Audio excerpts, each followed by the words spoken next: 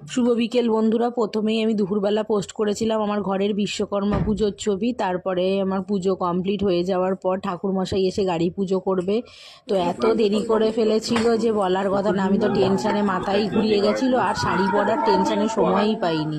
তারপরে at last 1:30টার সময় ঠাকুরমশাই এলেন, এসে উনি গাড়ি পুজো করে দিলেন। তারপরে তো আমি বাইরে একটা জিনিস আনছি আর একটা ভুলে গেছি। তারপরে বললো স্কুটি পুজো করবি না?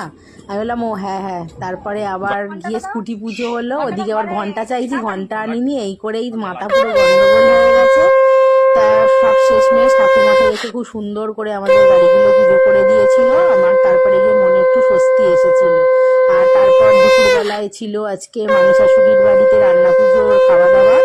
তো যাব বলে, আর আজকে রান্নার পাটটা আমার ছিলই না, ওটা থেকে আজকে আমি রেহাই ছিলাম। এখানে নারকেল ফাটিয়ে দিল গাড়িতে জল দেওয়ার জন্য নারকেলের। তো চলে গেলাম আমি শাশুড়ির বাড়ি। খুব সুন্দর করে থালাটা গুছিয়ে দিয়েছিল। আমি বললাম দাঁড়াও আমি একটু আগে ছবিটা তুলে নিই।